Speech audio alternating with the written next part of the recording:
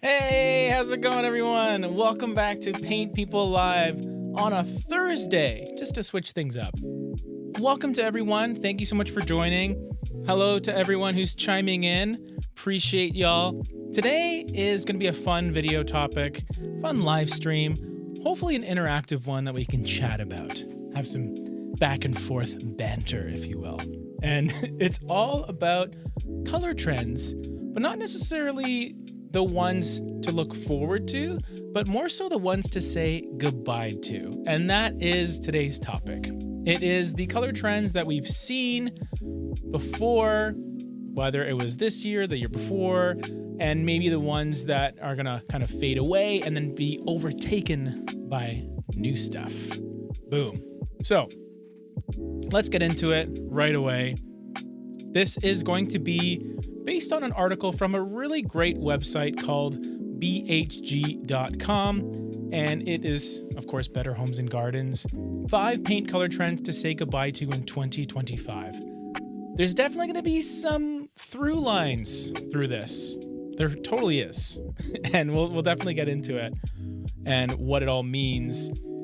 But before I kind of dive into this article specifically, I wanted to bring up another article that I refer to quite often from this same website, and it's this one right here.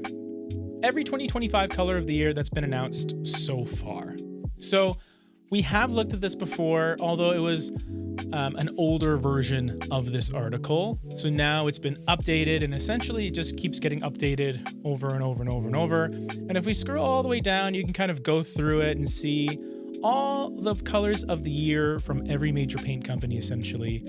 And when you take a look, except for a few exceptions, we got a brownie color, we got some brown, we got some quietude. Like, this is kind of a bit of a standout, but everything else, rich colors, a little more moody, you know, a little more earthy perhaps, dark colors all through. So we got purple, we got some blue, brown, kind of slightly browny purple, but purple, I guess, brown. So there's a lot of that. Cinnamon Slate by Benjamin Moore. There you go. Color Capsule of the Year, which of course is multiple colors of the year. A lot of brown. And then we get to this one. So I wanted to start here. Brick Red by Glidden. Now, I love bhg.com. Better Homes and Gardens is a great resource. But something doesn't look right here. And I want to see if you guys can spot it. We got Brick Red. And this doesn't look all that red to me. So I just wanted to show you, don't always trust what you see on the interwebs, whether it is this article, whether it's other articles, whether it's my videos. Like, you always need to do your due diligence, because if you were to go out and be like, this color's great, I'm going to go get it. I'm going to go get a pail of it and just paint my whole house with it. You might be disappointed when you show up to a Glidden store. And for those of you who don't know what Glidden is, it's a company, obviously a paint company, owned by PPG, who's apparently now owned by a private equity firm. So don't know what that means for the future of the business. But this is not brick red, this color. And I can see Drone Blake in the comment section saying, is it the lamp? No, it's also not the lamp. It is not in this photo, which isn't a huge deal, but it kind of is if you were looking to use it. So Brick Red by Glidden is actually the spray paint color of the year for the company. And if you do a little Google search, a little googly goo, now we're starting to see something, okay? Here is that purple. Same sort of purple, but here is the real brick red. So that's brick red. Not that. So here's where the confusion lies, and I'll explain it to you. This is not, oh, maybe the lighting was really blue and it made it purple. I mean, that can sometimes happen, right? You know, your eyes can play tricks on you. But in fact, brick red is supposed to sort of complement the PPG color of the year, which is called purple basil or basil, depending on where you're from. So this picture is PPG's color of the year, purple basil, not brick red. Brick red is this color, which is their spray paint color of the year, which is supposed to coordinate with the purple color. So a little bit of a tangent there, but I wanted to go through it. It also ties into these types of colors, though, that are seemingly becoming more and more popular again, which is very exciting for all of us. I know we all love it. Although I do see some people in the comment section that are still like, hey, James, ask any designer. We still love white. The bigger the house, the brighter the white. Agree to disagree on that. Respectfully, of course. Okay, so the colors of the year, there's a bit of a theme, right? We see a lot of dark colors. So let's get into this article now. We have the 5 paint color trends to say goodbye to in 2025. And in a lot of cases, they do offer solutions, which is cool too. So alternatives, which are nice to look at. So this is an article that is hot off the press, November 16th of 2024. I was like, it's not a year old, is it? No, it is not 2025 yet. Okay, so let's get right to it. The first one, trade all white color palettes for rich saturated hues. Now, if it's all white, is it really a color palette? I don't know. Now, I want you to sort of remember this little title here, rich saturated hues, and what that actually means. We'll get to it in a little bit once we talk about some of the other ones. It means a couple things. But in this case, these richer hues are jewel tones, deeply saturated, luxurious shades of brown.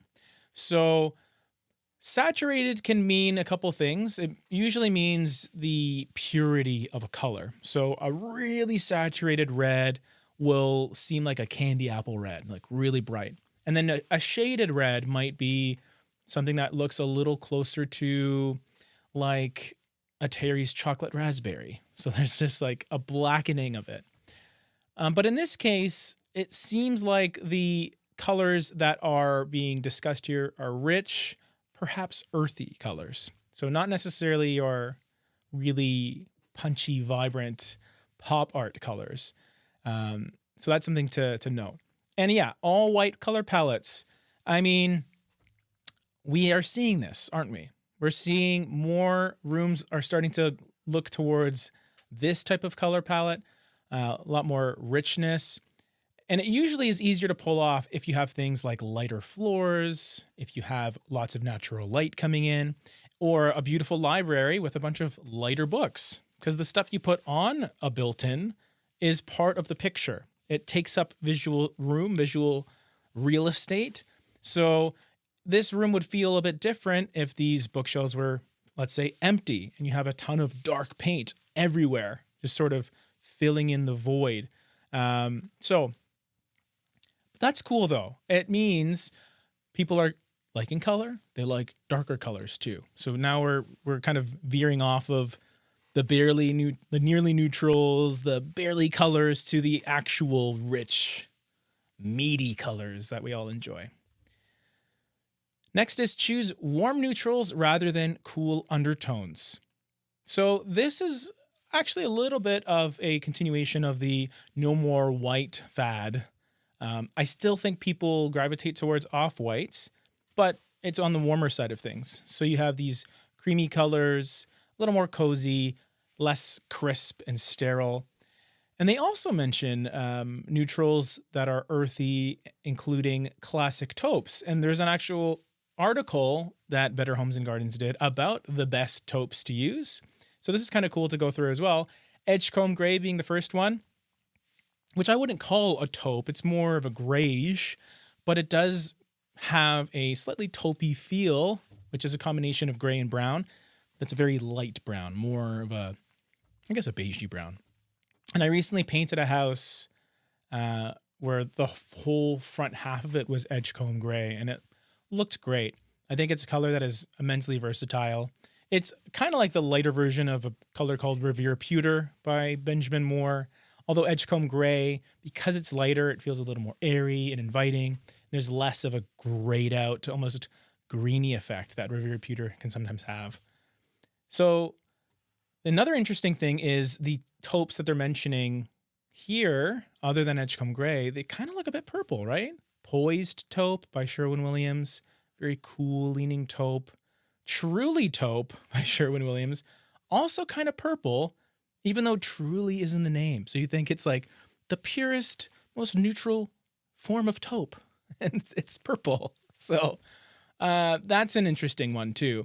And that really lends itself to all the colors of the year, right? That are all kind of going in this purpley direction. Like I sort of see it more so like an earthy soil color where, yes, there might be some purple kind of mixed in based on how it's being perceived, but ultimately it is that combination of cool slate gray and that brown, and those two kind of opposing things coming together create that like little purple effect. But we can go down. I mean, Tranquil Gray is not taupe at all. Okay.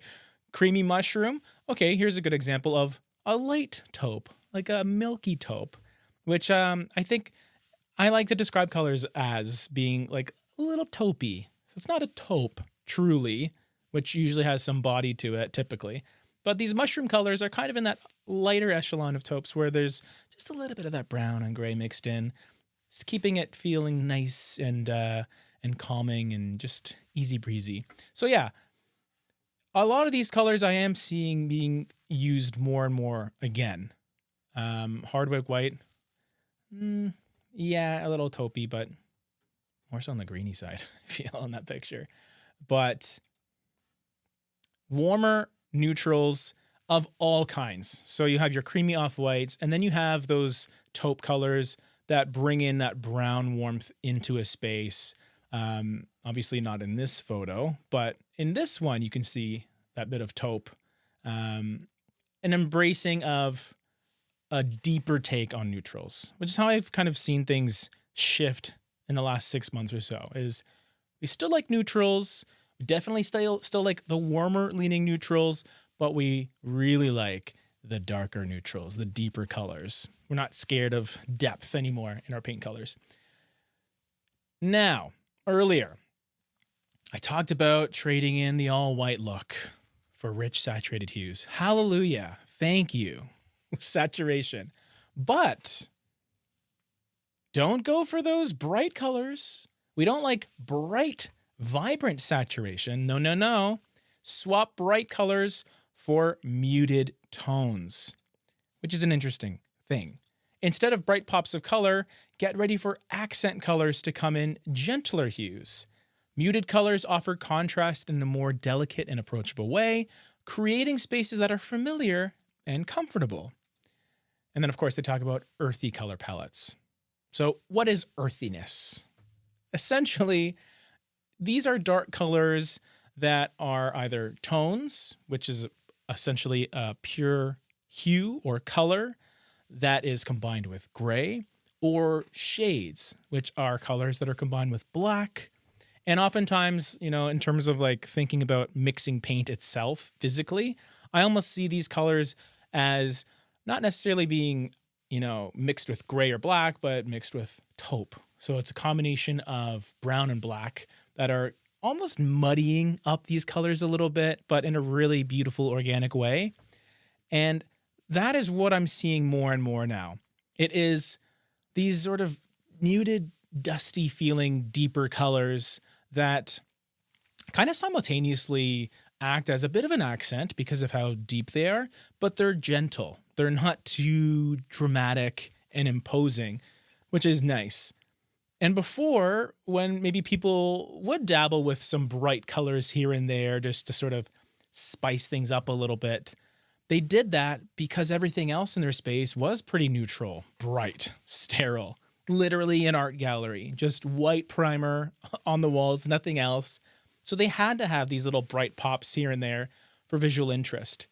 But now that we're willing to bring in these deeper colors, these richer earthy tones that are maybe a bit muted, but still pretty prominent, we don't need those little bits of red and yellow and blue like we did before, perhaps, because now the walls themselves are able to just be, and they don't need a bunch of other, fluff, colorful fluff sort of adding to the space. So I find that pretty interesting.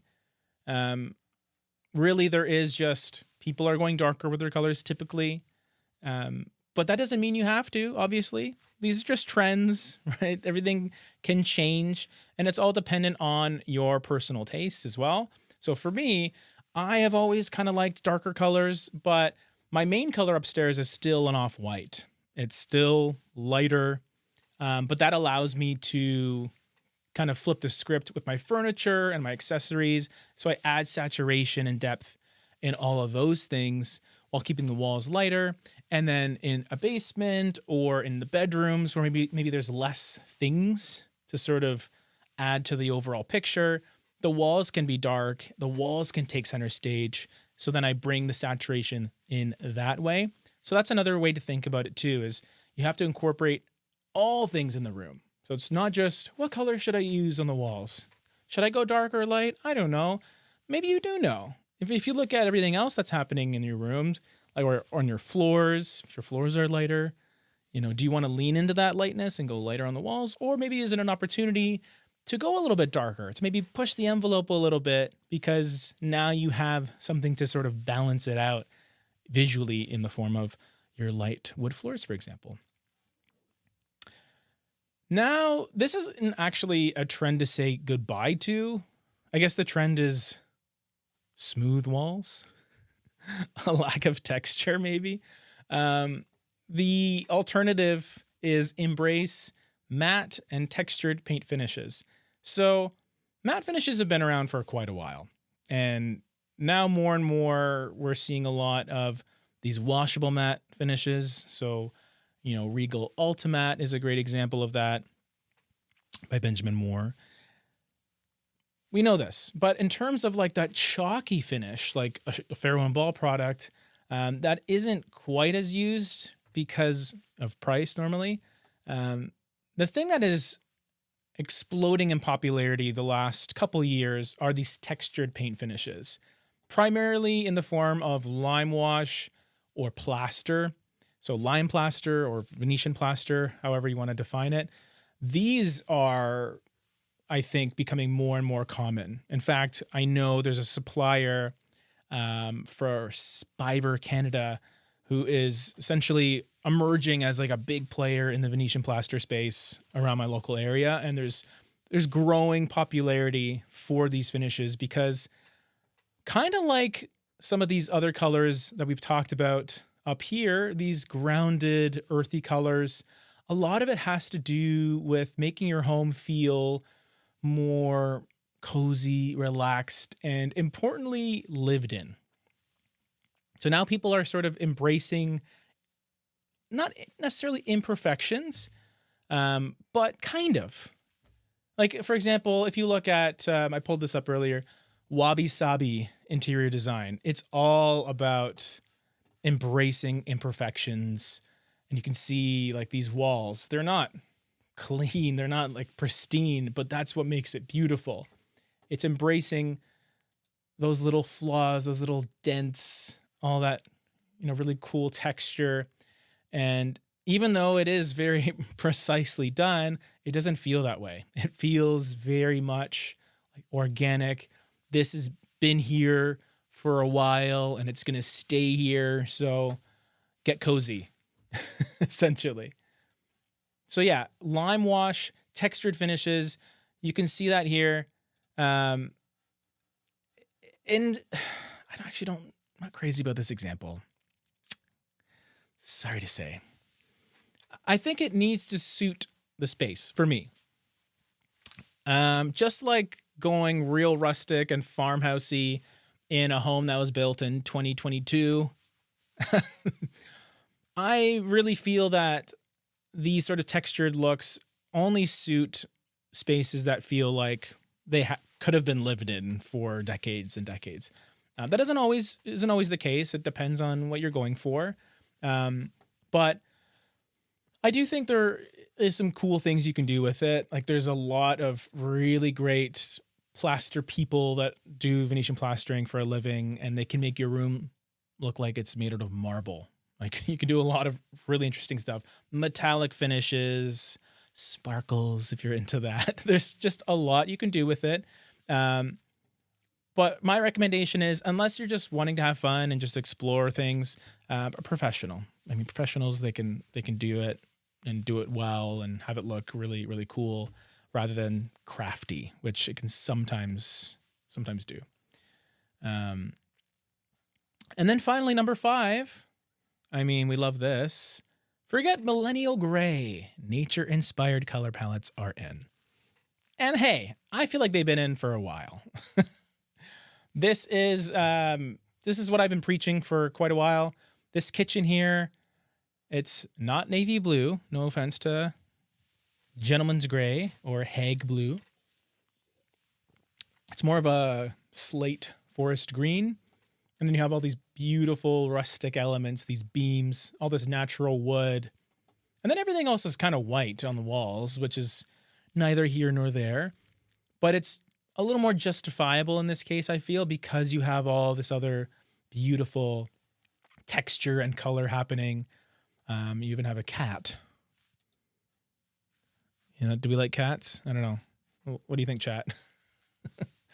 I'm fine with cats, honestly. They've grown on me the past couple of years. So millennial gray, I mean, yeah, we've seen it. We've seen it for many, many years. I don't think, actually, I haven't really seen a house in person that is just all gray. I haven't seen that in a long time. Because I think people they've moved off of it because it was everywhere. I still like warm grays though. Like, sorry, don't shoot the messenger, if that's the appropriate way to say that saying. But I think like a cool gray, which is very much like sidewalk gray, cement gray.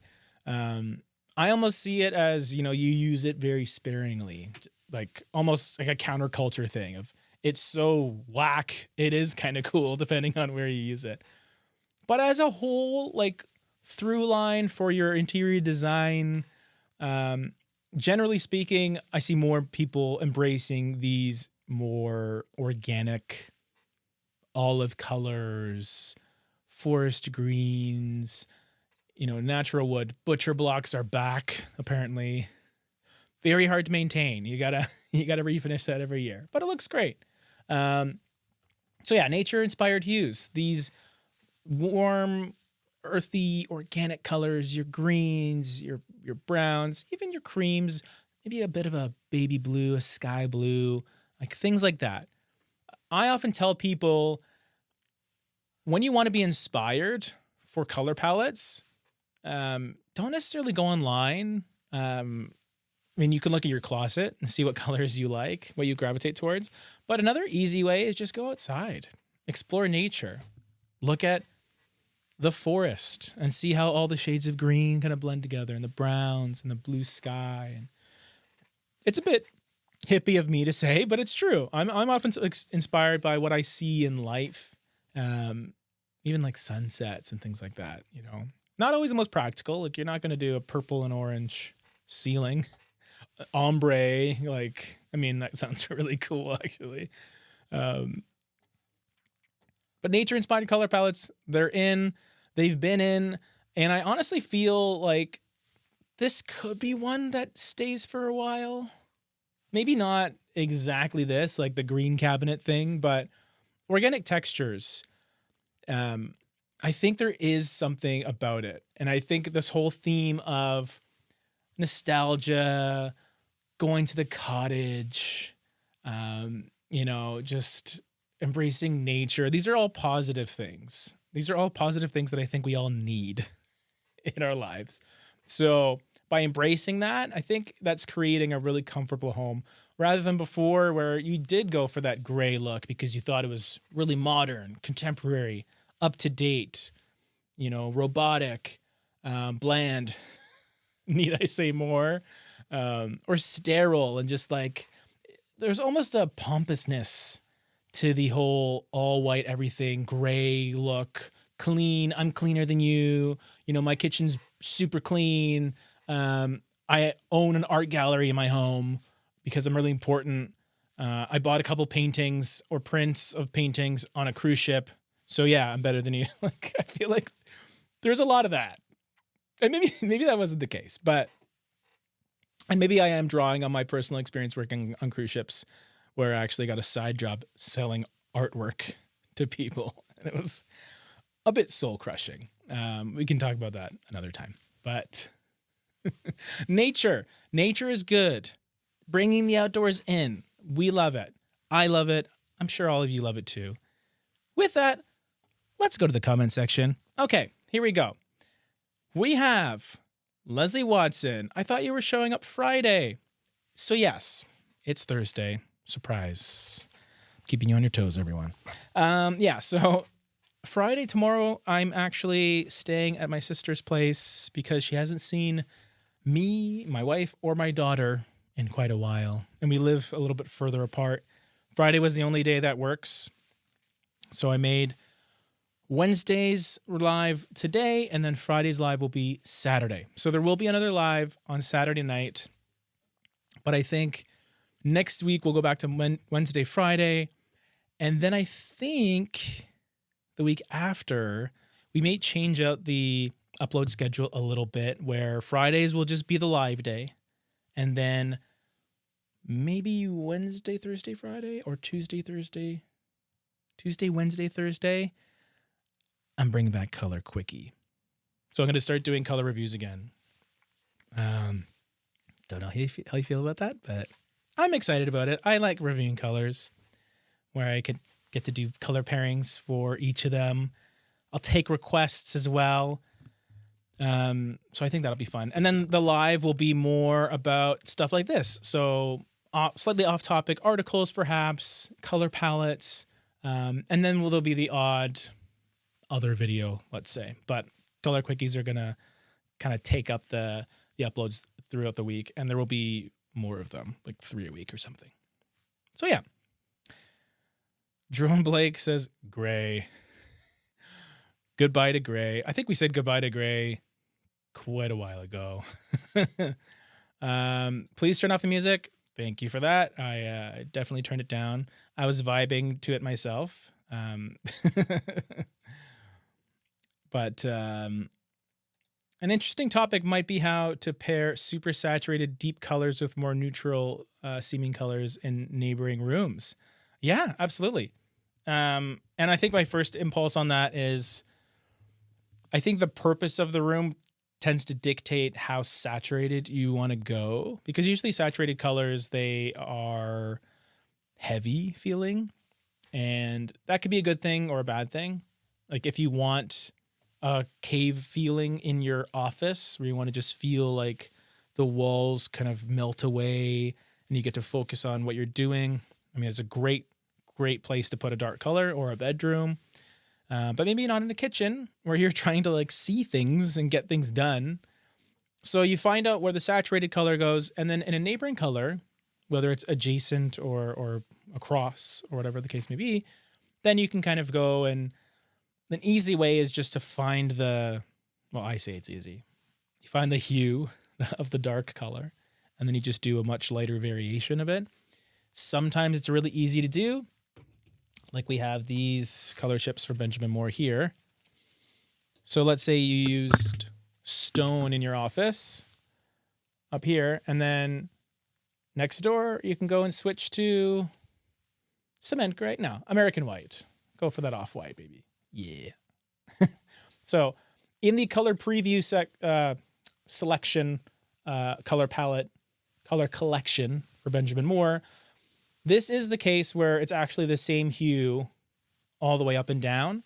It's the same color, essentially, the same undertones, but they're just differing levels of depth.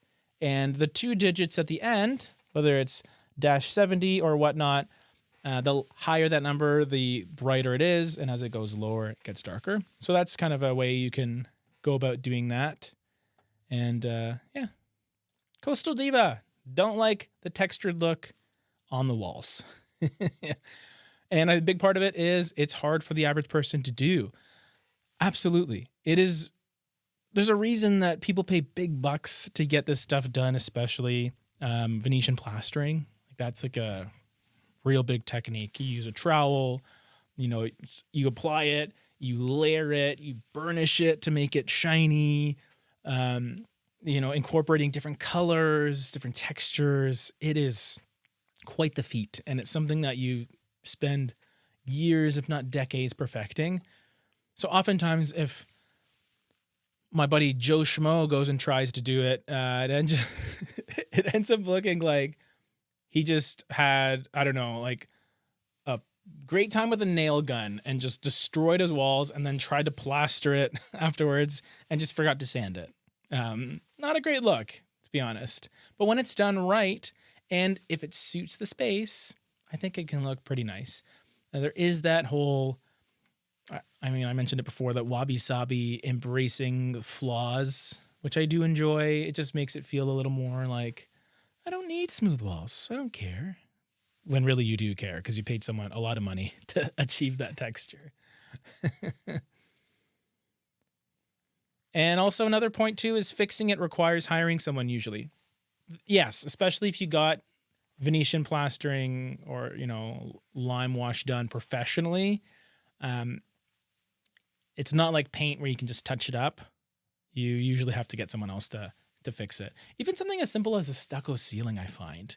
Like, it's not a complicated texture, like the popcorn stippling, but really the only way to like blend it perfectly, I find, is just to respray it again. Like, you can try and mimic that texture with plaster and then paint it over, and you get pretty close, but it's not like the real thing, Texture seems like it'd work better for minimalist furnishings. Absolutely. I feel if you're bringing texture to the walls, it then becomes a bit of a statement, right? It becomes an accent, a focal point, whether it is a deep, rich color or even an off-white, even more so actually if it's an off-white, because then when light hits it at different angles, it's going to create shadows and it's going to give you that visual texture, which is ultimately what you're trying to achieve. It's texture. Anytime you have neutrals, off-whites, if you're afraid of color, but you still want some fun, some visual depth, usually texture is the way to go. And by going with one of these lime washes or plasters, you can achieve that.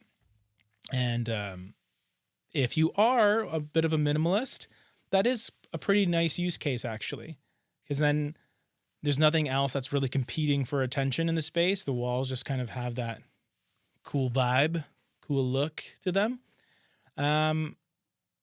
Also, we're talking about cats because there was a cat in the picture. Orange cats are the best. Garfield, baby. We love lasagna. Shout outs to lasagna. My wife isn't a huge lasagna person. She's actually not a huge cheese person, especially like ricotta and cottage cheese. She'll only eat cheese if it's melted. And I'm not complaining because it means more cheese for me. Like, if there's just extra cheese, if there's a charcuterie board, that aged cheddar is all me, baby. That big slice of brie, I don't gotta share it.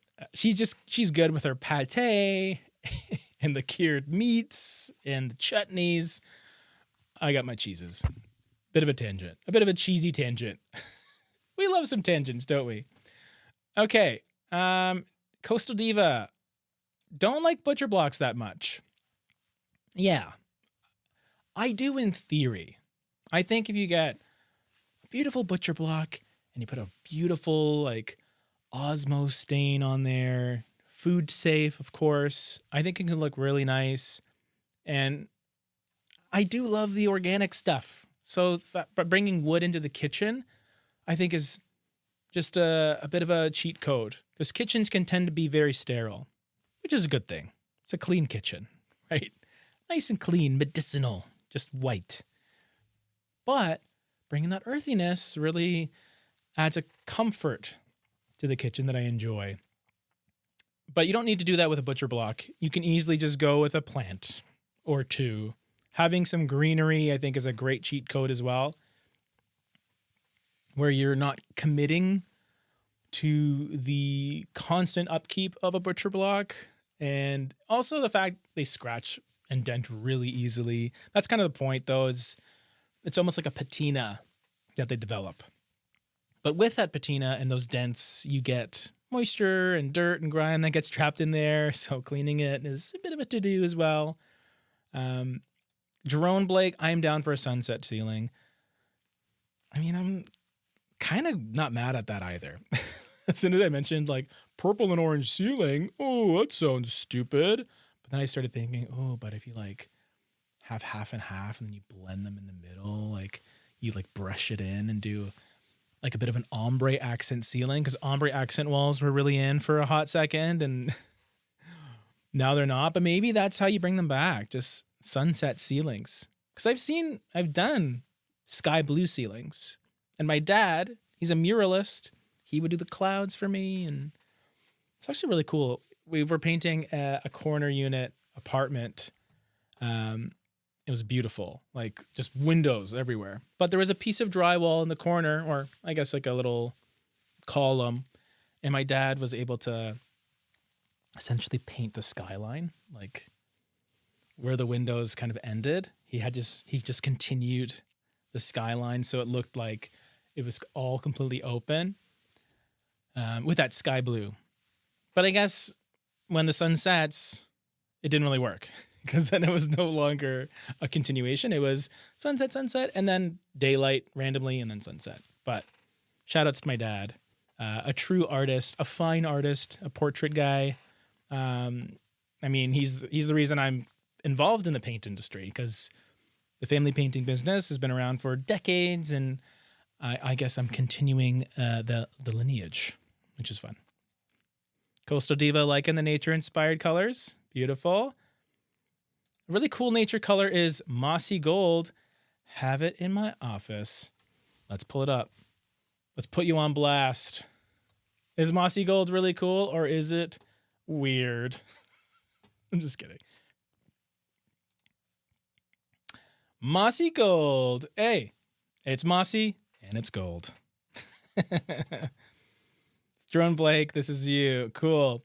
Yeah, you know what? I dig it. I think it is actually kind of similar to my office color. I think this one in my office is more green, but there's definitely that goldy, bronzy undertone that sort of pulls it away from a forest green. I think it definitely really is going to be impacted by lighting, whether that gold is more prominent or green. How does it look in your space? Is it a little more gold or browny feeling? I mean, yeah. It kind of looks like something. I would say it. But anyway, cool. Yeah, like I said, I tend to go a little more green, but I think it is an interesting choice. And I think if it suits the space, then that's all that matters. Pics, please. I actually want to see pics. That's, interesting. I haven't seen that color being used before. Nell. What do you got? A green kitchen. You had it, and then you went to softer tan, but it looks gray half the day, back to green. That's the thing. Whenever you go with these neutral, slightly more desaturated colors, sometimes they don't have a leg to stand on. They're just kind of, kind of colorful, a little bit, but then all of a sudden they're not. And certain times of the day, they can really just be washed out and, uninspired. But if you go with something that's very saturated, like a mossy gold, for example, it's almost never going to feel not like mossy gold. I mean, there might be some slight deviations, and certain undertones might be like more prominent at other times of the day versus, earlier on, let's say. But the saturation does still exist. That level of depth is always going to be there. So it's much easier to, have a color be noticeable if it's really colorful, if it's really rich, versus something that is like a classic gray, which is one of my favorite colors to use. But sometimes it just gets washed out completely and you don't even know what's going on. So it all depends on use case, of course. And then I mentioned the color quickies. So we got Coastal Diva coming in with a yay. Nell saying color quickies are great. Luke 5555, I love your videos. So yeah, okay, good. We're gonna do it then. Yeah, I like color quickies. So I'm workshopping some ideas. I haven't recorded the first one yet. I'm a little like, ooh, what should I do? Because there's been a couple of variations of color quickie and color code, right?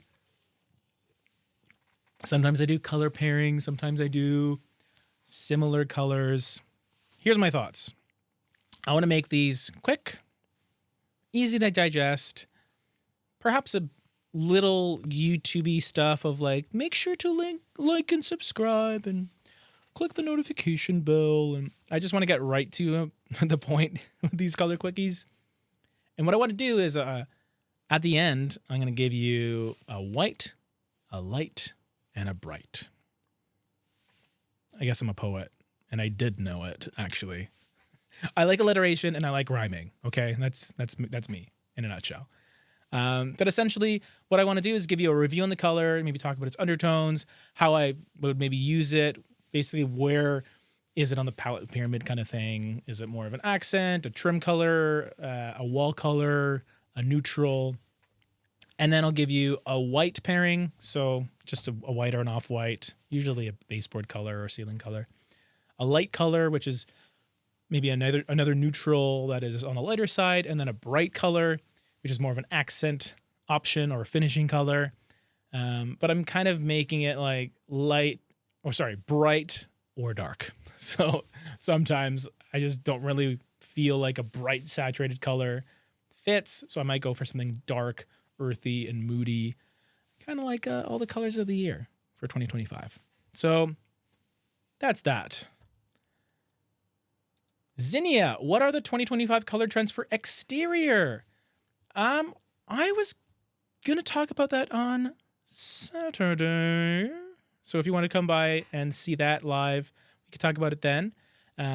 We might talk about some other stuff as well, but there's a great article that talks about exterior color trends that I wanted to dive into and get some of your feedback on.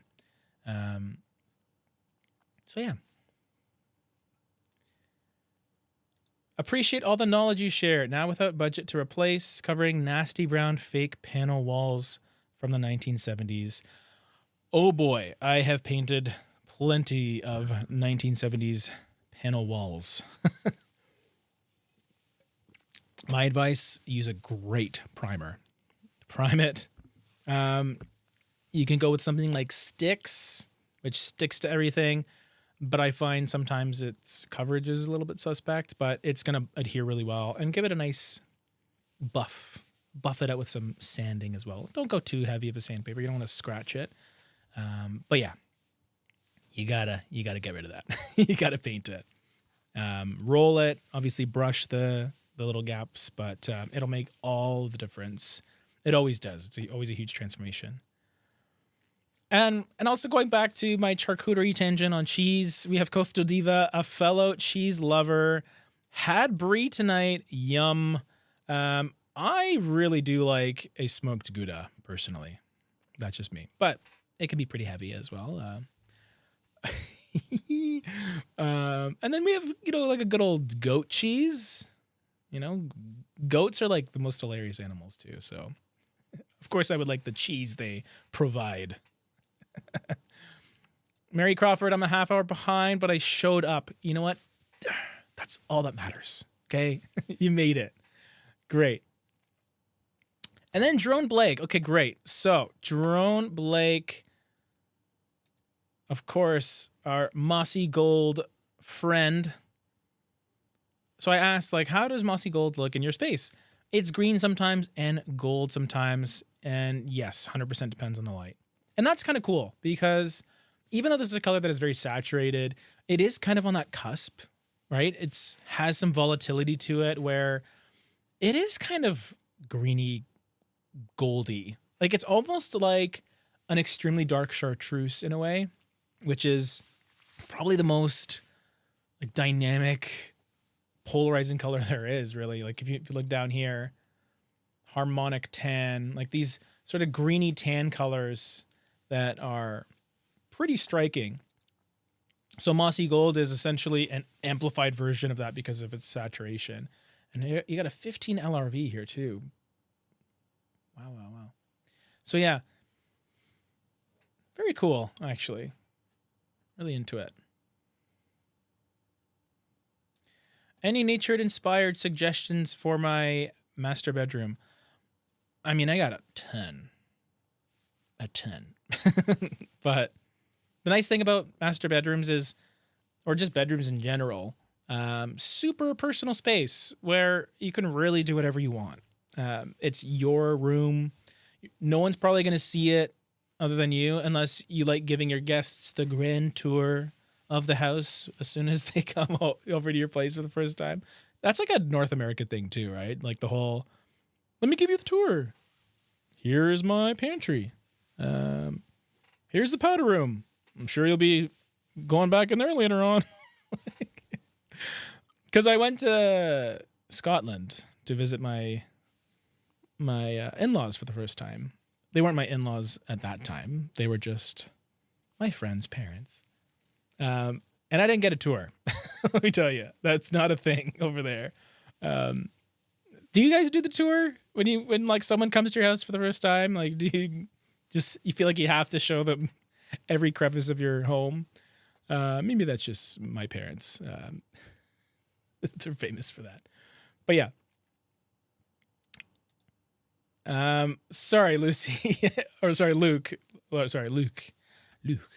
Any nature-inspired suggestions? Yeah, like I said, anything you want. Obviously, greens, deep greens, I love. If you want to do like a slate green where it's a little more on the grayed out side so it's not too saturated. I'll see if I can just randomly pull something up right now. Like, boom. What do you think of this? Succulent. From the designer color collection, which is kind of a bummer because it's only available in select products. That usually means it's emerald. It's pricey. But I tend to gravitate towards these colors that are deep, but also maybe like a dash towards the cool side because I feel like cool colors in a bedroom, it just suits the space a little bit more. Just like I like sleeping in cooler temperatures just so I can really cuddle up and just get nice and cozy. So yeah, something like that. Not a huge fan of brown in a bedroom. Don't know why. Just doesn't really scream like peaceful to me. Yeah. I have a 17-month-old, so I have a very complicated relationship with the color brown. I'll just leave it at that. I'll leave it at that, chat, okay? Hey, SF, how's it going? Welcome. Thank you for joining me on a slightly impromptu Thursday. I tried to actually put out the teaser image yesterday, so hopefully you guys would get a heads up. Do you see that, by the way? Because I tried to schedule my lives a little bit out, and sometimes it shows up in your feeds, I guess. Sometimes it doesn't. I hope it does, so that it's not a total surprise to a lot of you. But I think once we get the new schedule rolling with color quickies just busting out, then Fridays will just become a little more consistent, so you can kind of know what to expect. A little more predictability here.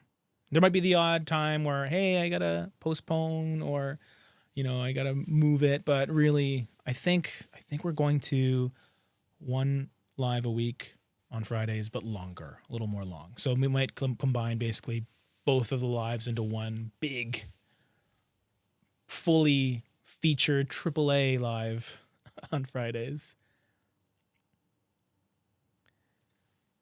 Sharon Lee A. Smith. I bought a house where the old man was a Finnish carpenter. Almost the whole house has real wood walls covering lath and plaster. It is beautiful, but lathe. It's beautiful, but a lot of wood. Suggestions. Well, here's the thing. The old man was a carpenter. Okay. He liked working with wood and putting it all over his home. But it's your home now. So you got to, find out if that's your vibe. And what I find is it's hard because once you decide to just paint it, it's really annoying and almost never worth it to go back to the natural wood. So you're kind of committing one way or the other. So oftentimes, if you're kind of on the fence, I would just start with painting the walls, a color that can complement it, whether that is like a similar color temperature, but maybe a lighter version. Go more neutral and airy to sort of accentuate the wood if you do like it, because then it becomes the feature. But only if it suits the space and if it suits your personality. Because if it doesn't, then paint it. Just go for it. But be sure. Like I would even start in one room first, like a small room that you don't really care about too much, or it's just like a space that people don't really see that much. See how you like that, live with it, live with the painted wood there. And if it's great, then you can kind of continue the trend outside versus just being like, let's do it. Because like I said, once you go painted, it's painted now. So looking forward to Saturday's live. We have 2 weeks to choose an exterior house color leaning towards Cornwall Slate. Let's pull it up. Here we go. Cornwall Slate as an exterior color. I mean, I love slate. I love slate grays, slate greens, slate blues. Ooh. Wait till you see this. Chat. Cornwall Slate as an exterior color. So yeah, this is cool. Quite literally, it's as cool as slate green. So, as an exterior color, I have a feeling it won't look this green outside. I think it will cool a little bit more, just because sunlight, even though in cartoons it's a big yellow ball with a big smiley face and rays sticking out, it's actually cool light.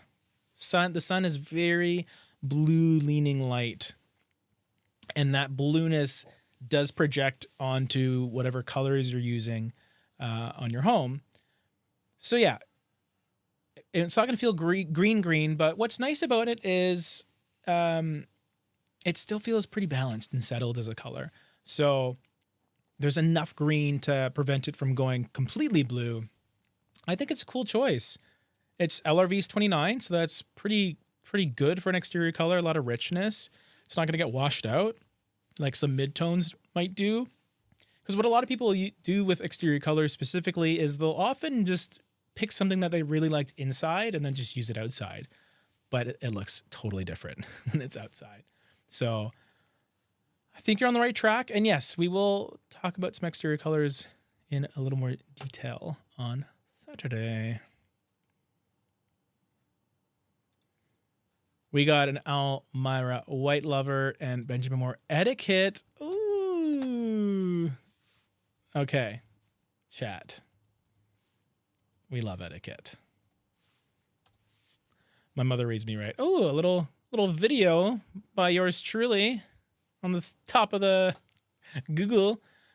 So etiquette is this beautiful, just neutral, quiet, beige.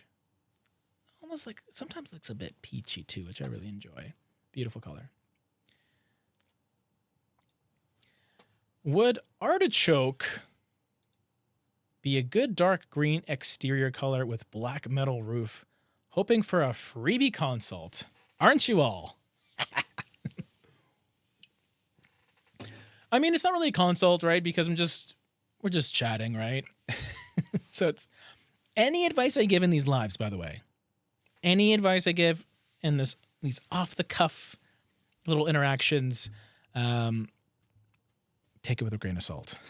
If I don't have the full context of your personal taste, of your home, of your surroundings, of the context of colors you've used in the past, I mean, there's no way of me knowing, but yeah, honestly, artichoke, black should technically work. I just don't think artichoke that's too yellow leaning, maybe that could look a bit suspect. But as an exterior color, like I said before, with the cooling effect of the sun, I think it'll help tone it down. Just test it out, my friend. Test it out. And hey, if you want a real consult, if you want real advice, we provide it. So essentially what we do on the Paint People website, let me pull it up. So we actually do color consultations online. I don't necessarily do them myself because I'm usually in charge of obviously all of the videos and the content, the YouTube. But I also do things called the palette pyramids. So I'll pull it up right now. I got to talk about the palette pyramids. It's my obligatory little plug. But some people are interested, so I actually genuinely think it's worth talking about. So on the Paint People website, we do sell paint as well. We're a paint store based in Canada, as like a bit of a side hustle. Obviously, YouTube is the bread and butter. It's actually the opposite. But here we have Palette Pyramid, and we do what I do. This is my service. Is I can put a color palette together for you, and usually we give you a little bit of personalized video, kind of going through everything. So if you wanted like a real thing from me, this would be the way to do it. But for now, artichoke and black could be good. Although personally, I tend to gravitate towards maybe the dark greens that are slightly cooler leaning, generally speaking. But you can convince me otherwise for sure. And then, yeah, we also have like actual online consultations with Maria. So Maria, she's been in a couple of videos in the past. She is basically our full-time color consultant who does the full service, video chat back and forth, compare notes, all that good stuff. She's really great. It's what she does full-time. So that's something that, you can message me and we can kind of give you the information you need if you want that. Otherwise, yeah, keep coming to these lives and just ask questions and then hope I answer them because, I kind of answered it this time, right? Okay. All right. I would do a creamy color with wood finishes. Furniture can have color. Absolutely. That's something that I think is so important to talk about. If you do love your organic textures and your woods and all that, that is color. Anything in the space, I mean, unless you just live in a white padded room, everything has color. So that's all part of the puzzle. And oftentimes, sometimes you hear people talk about, the different proportions that you're supposed to have with color, like there's different ratios, but basically, what really common one is 60, 30, 10, let's say, where you have 60% something, 30% something else, 10% something else. And a lot of people will think, okay, so I'm painting 3 of my walls one color, and then one wall and another color, and then maybe my trim the 10% color. So it's like, no. Oftentimes what that means is the 60% is your wall color. The 30% could be the ceiling. That's part of it. And then 10% could be maybe the floor. If you have like stuff on the floor, like the whole room is part of the picture. So it's not necessarily what you're painting, but it's everything. And yeah, if you have those wood finishes, a great color is always a light warm neutral in the form of a cream, or you can even go with one of those light taupey colors, like those very off-whitey, brown gray, touch colors, which are really cool. Phil Carp, love your advice. Always look forward to your videos. Thank you. Benjamin Moore fan, except for Tricorn Black. Oh, do you get it matched into Benjamin Moore? I like Benjamin Moore. I use it more often than not. But I also really like Sherwin-Williams. And I think Sherwin-Williams has an edge in the sense that there's a lot more variety in terms of their product range. There's just so many different products out there. But typically, especially when I'm painting homes, most of my clients are going to want me to use Benjamin Moore. That just could be my region. There might be the odd person that's just like a super diehard deluxe fan. And then I'll be like, all right, deluxe diamond it is. Let's do it. But yeah, Benjamin Moore, I just feel like it has a certain level of cachet to it. Like it has this reputation of being more premium, which of course comes with a premium cost. It's not the cheapest paint out there. But also you kind of get what you pay for, I feel. You know what I mean? Much appreciated. I got you, man. And apparently I helped a lot. I was worried about the yellowing issue. There is Vintage Vogue too. There is Vintage Vogue too. I want to help you, but yeah, we'll leave it at that. I love Deer Granite for brown gray. I think it was BM. Let me look it up. I've never heard of Deer Granite, like the animal, not like Dear Granite, I really enjoyed our chat today. Imagine your name was Granite. Crazy. Okay, so it's Dear Granite. Actually, I'll screen share for you guys. Dear Granite, also known as 992. Okay. Because sometimes they rename colors when they give it a different color code. Whoa. Ticonderoga taupe. Okay, there we go. That's a new one for me. I feel like one of my earliest like memes as being the paint people guy on YouTube is my pronunciation. I really try hard with pronunciation, but man, oh man, some of them are brutal. And I think it's a lot of the colors that are named after locations. But no, this is a nice color. Almost has like at least to me, it looks a bit like kind of like a deep mushroom color, which I think is really nice. I talk about this every live, but I have two monitors when I'm live streaming. And in one monitor, it looks a little more gold undertoned, but then in my more reliable color corrected monitor, it's just a beautiful taupe. This is a really nice color, actually. Beautiful depth. Yeah, the CC colors, I think, are only... It's kind of a Canadian thing. SF, are you from Canada? If you don't mind me asking. Not to out your location, but oftentimes I'll like talk about paint colors and I'll refer to them, with their like CC color code. And then I realize, people don't have CC colors in certain regions. It's only these designer classics colors, like the 992 one, for example. So yeah, that's something that I always forget about, but Canadian. Got it. Oh, Canada. Okay. I think that's a live, everyone. And we have made it to 1 hour and 5 minutes. Go us. To everyone that was here from the beginning, you're amazing. To everyone that came late, I blame myself because I keep changing up the times on you. But, I'm going to keep you on your toes, everyone. You know what I'm saying? But like I said, I think next week will be another week of 2 lives. I don't want to commit to anything in case you change it, but I think it's Wednesday, Friday based on my schedule.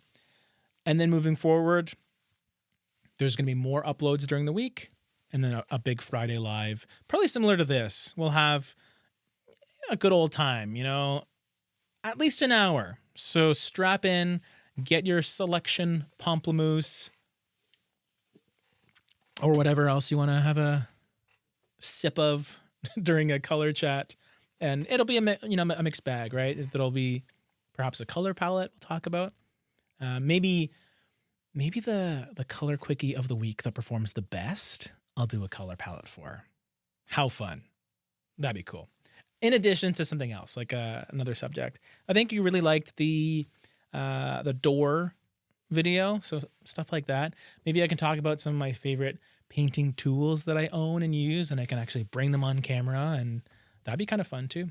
Anyway, I've rambled enough. It went fast. Time always does fly when you're having fun. It sure does. It flew for me too, honestly. Thanks for coming on, James. Thanks for coming on, SF. Appreciate it. Coastal Diva, one of my day ones. Thank you for the support. And Keto Ritas. You're welcome. No, I'm just kidding. Glad I could help. Any way I could. So yeah, see ya Saturday. Probably around the same time. It'll be easier too because my wife will be home to look after the house. I mean, we also have a security system that can do that, so I think we're okay. But neither here nor there. Love you all. Appreciate you watching and supporting us. Maybe click that like button on the way out just to show YouTube that we actually matter in this color community. It helps. It really does help, as you probably know. So a bit of a like spike would be very much appreciated. And subscribe if you haven't already. Really appreciate that too. And that's all the plugging I will do. Have a good night. See ya on Saturday. Bye-bye.